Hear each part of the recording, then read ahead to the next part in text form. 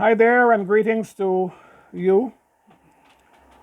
Today, we take a look at a couple of things happening around the world in a very fast and furious way. But let me first welcome you to another episode of Time of Reckoning. The world is grappling with some serious set of issues that forms indeed a reckoning situation. One of the hottest things happening right now around the globe is the toll that is being taken on the Indian population by this global pandemic of the coronavirus. We know India is one of the world's largest population, and its neighbor, China, is the next with the world's largest population. And so when you contrast what is happening in India with the coronavirus against what has happened in China, one thing came sharply into focus: the discipline of the two societies. But just before I get to the issue of the discipline of the two societies, I just want to remind us that the Indian Prime Minister was one of those persons who held hand with Donald Trump. Also, the Prime Minister of Brazil was also one of those who held hands with Donald Trump. And I am saying that because everybody knows by now that Donald Trump was a denier, real denier, humiliating denier of the global pandemic. He plays it down. He lied about it. And the Brazilian president did the same thing. The Indian president, while he did not literally say or plays it down, but as a Trump fanatic, he too exhibit basically the same trait and is now telling on his population. The man Boris Johnson of England also, like Trump, played the fool in the first instance. But when he was struck by it, that was a wake-up call. And so he quickly turned around, and the result shows on his own country. Though it was badly devastated because of his negligence in the beginning, we see that he quickly turned things around because he felt it personally. So it is no surprise that India is in the state that it's in today, regrettably so, because most people know that the AstraZeneca vaccine, though a product of Oxford University, is manufactured in India. And to India's credit of benevolence, they were the first to send a shipment of vaccine to the Caribbean to help islands like Barbados and other islands in the Eastern Caribbean. And we deeply appreciate their generosity in that respect. But it's very clear that in large populations where the discipline is not particularly good, what can happen? And India is a perfect example at this time. China may have had just fractionally a little more people living there than in India, I'm sorry. But both countries, they say, have about 1/3 of the world's population. Both have more than 1.3 billion people living there. China is a country that most people know is a very disciplined country. Whether the discipline there is forced or is just voluntary in its population, that is anybody's assertions. But one thing for sure is that when a group of people or a population is cultured in a disciplined way, is brought up in a certain way, it becomes a part and a way of their life. And the discipline in China shows clearly why they were able to get such a fast and tight hold on the coronavirus in their country, even preventing it from spreading to other parts of the country when it started in Wuhan.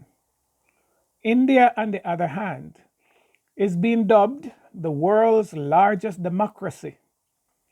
And everybody knows that lawlessness, negligence, and carelessness is the hallmark of this concept, this political ideology that we call democracy. It's a free for all. People are free. Freedom of this and freedom of that, freedom to do virtually everything. And while that might look enticing on the face of it, when there is a problem like a pandemic, getting people to be disciplined and not to do the things they are not supposed to do but were accustomed to do for their own safety, it's a serious challenge. And we have seen even in the Eastern Caribbean where the population of these states are so small, they're just like a big district in some bigger countries. Because when you look at a country, an island with 300,000 people, with 250,000 people, with just over 100,000 people, these are very small societies. These are like small communities in some states. But at the same time, these democratic states, these states that embraces democracy, the leaders, the prime ministers, the health officials of these countries have a tremendous problem in controlling these handful of people to behave themselves to control a pandemic. And if that is the case, you can appreciate why India would have such a hard time controlling their population of over 1 billion people. Because democracy with its illicit freedom is dangerous. That's a fact. And India is now, unfortunately, the sad beneficiary of that reality. Brazil, I want to spend a little time talking about Brazil and its current president because it is allowed to go unnoticed for the most part that the current president of Brazil, a Trump fan, has expelled the health workers that were donated to them, so to speak, by the Cuban government. You know, and this gentleman, in all his wisdom, having downplayed the coronavirus, even though he see people dropping like flies around him, have the audaciousness of expelling the Cuban doctors and nurses from his country. Of course, we don't have to ask at whose behest he did that, because this current president of the United States, while he was vice president under Barack Obama, they worked out a deal to sort of ease up the embargo on Cuba. They were seeking to normalize relationship. And when Donald Trump became president, he not only reinstated what was rolled back by the previous administration, but he even tightens it. And this guy in Brazil is operating completely out of the playbook of Donald Trump. So he expelled Cuban doctors and Cuban nurses from his country. And right now, outside of India, Brazil is the worst hit country with coronavirus in the world. Not surprising.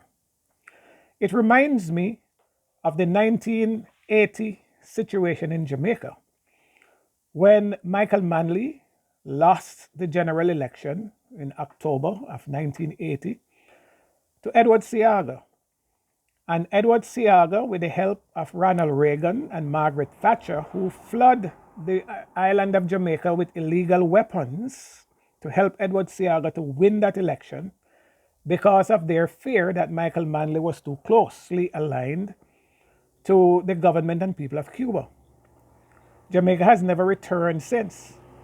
But guess what? In the aftermath of Seaga's victory in that election, the very first act in his victory speech, Seaga gave the Cuban doctors and nurses in Jamaica 24 hours to leave the island, including their diplomatic corps. And they left. Of course, Jamaica is the poorer for it. Many parishes in Jamaica at the present moment, and for many years now, are without a general hospital. Places where the Cuban doctors used to be. And the people in Jamaica have grown to love the Cuban doctors because they are so, so good. Needless to say that the idiocy of Edward Seaga, though still lived for the most part in the Jamaica Labour Party, they have shown that they have repented of that idiocy by bending over backwards like shameful dogs and return to Cuba to beg for help. But guess what? Cuba is not a vindictive country. So right now, there are hundreds of nurses and doctors from Cuba in Jamaica helping to fight the fine fight of health. Where are the doctors from the United States? Where are the doctors and nurses from Canada? Where are the doctors and nurses from England? Nowhere to be found. They don't have enough for their own cause, for their own people. But Cuba have doctors and nurses all across the third world helping people to improve their lives. What a blessing they are to the world. What a blessing Cuba is to the world. Thanks to the vision of the visionary Fidel Castro in the 1959 revolution in Cuba. Even though that country is so isolated by the Western world and so hated by their leaders who claim that they love democracy, that country continued to lead the rest of the world in helping people health-wise. The people in the Caribbean, by the thousands and hundreds of thousands, have gone to Cuba to get quality eye care for their dim sight and their blindness. Where is the help from the United States? Where's the help from Canada? Where's the help from England? Where is the help from all of these countries that choose to place an embargo on little Cuba, who is in the forefront of that struggle? So certainly we want to say to the president of Brazil, learn from Jamaica. Learn from Jamaica. Across the Eastern Caribbean, including Barbados, there are so many Cuban nurses and doctors helping with their coronavirus fight. No wonder why they're so successful. The United States, the richest country in the world, is now closing in on 600,000 deaths from coronavirus. Hard to imagine. Brazil, that expelled the Cuban nurses and doctors, are having thousands of people dying every day with no end in sight. So it is hurtful, really hurtful. And I might just close off by talking a little about this whole question of these countries that claim that they are democratic countries. That they are real cruel, wicked, hypocritical, and real hypocrites their leaders are. The highest ranking Republican in the United States today, Mr. Mitch McConnell, the Republican leader in the Senate, who just lost the leadership of the Senate, in the Republican Party because their party has lost the Senate to the Democrats. Mitch McConnell has written a scathing letter to the Education Secretary, who it is the duty to see to it that a project that was being worked on long before Biden, that seeks to hold before the American school children, black and white, Latinos and Indian, all and sundry, the 1619 slave, what you would call slave code for the United States. the 1619 era in the United States, when slavery was just starting. You know that Miss McConnell is saying that it's not a good idea to teach children that history about the wickedness of white supremacy in the United States.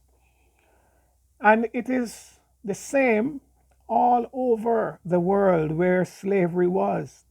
The perpetrators do not want the inhabitants, the younger inhabitants of those countries, to know about their wickedness. And it is not surprising that even in the Caribbean, that the former colonial masters still so heavily control the school curriculum that the evils of slavery, the evils and wickedness of colonialism, they do not want it to be taught. They do not want the young and upcoming bright minds to learn about it. And so it is not surprising to me that a few weeks ago, when Professor Beckles of the University of the West Indies divulges the treatment meted out to the Jamaican delegation led by its premier, as well as a delegation from Trinidad, who went to Britain to seek help to start their independence, were treated like dogs. There were scholars on the program that was listening who said it's the first they were hearing about it. So you have people who have gone to the universities in the West Indies, whether in Jamaica, Mona, whether it's in Barbados, Cave Hill, or whether it is Trinidad, St. Augustine, and never learned anything about these things. So our brightest minds are denied the knowledge of their own basic history. Can you believe that? Students of the university in any country represents the brightest mind in those societies. And the very foundation of their being here, they are being denied knowledge of those things. Why? The overlords do not want them to know about it. So their atrocities, their acts of evil, their acts of wickedness, their sinfulness, for those of you who are Christians, they don't want anybody to learn about it. They just want to make it look as though they are so nice, they are so kind, they are so humane. So tell Mitch McConnell, those who have his ears, that hiding truth does not necessarily make untruth truth. And it is clear why racist white police officers in America have no qualms treating blacks as nothing more than slaves, persons whose lives values nothing. It's not surprising to see that while one police officer is being sentenced to jail for killing a black man, other police officers are out there as if they are tone deaf, doing the same exact thing. Because they cannot get past blacks being slaves.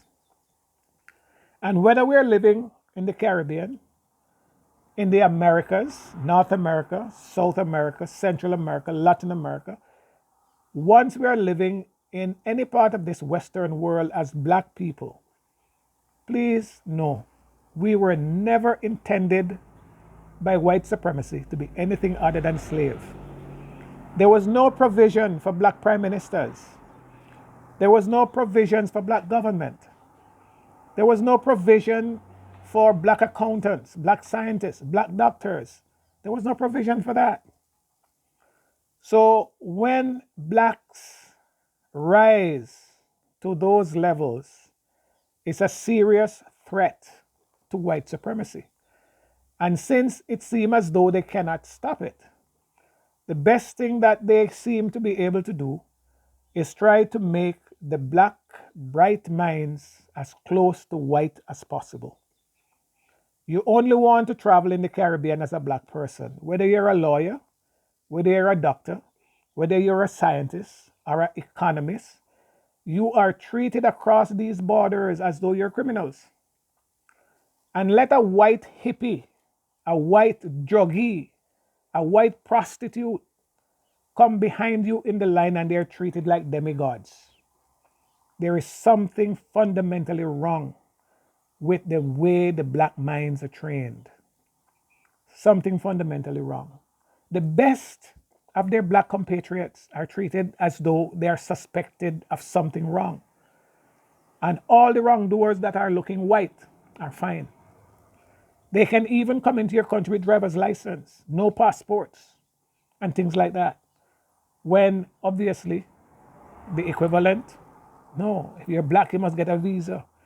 And you have to have so much to acquire a visa that it's almost not possible for the masses. So we have to re-examine our mind, you know. It's important for us to examine our mind.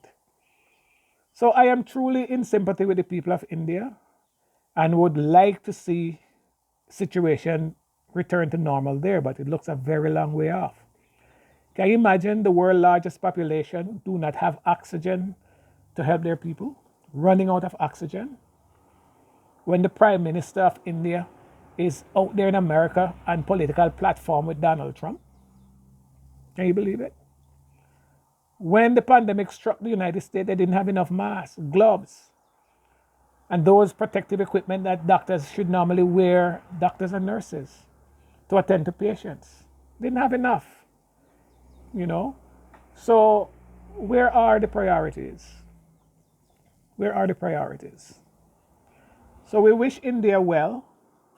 We hope they learn their lessons fast and take matters seriously and see if they can save lives. Because when you look in India and see the amount of people that are being burnt each day, it's just crazy. But that's the reality. So we want to say that it's indeed a serious time of reckoning for democracy in the world. Serious time of reckoning. The freedom we love, how are we managing it? You know, we certainly have learned our own examples here in Barbados, for example, when pleasure seekers in a bus crawl would seek to throw caution to the wind. Democracy behaves like that. People love freedom, and this freedom is totally uncontrolled.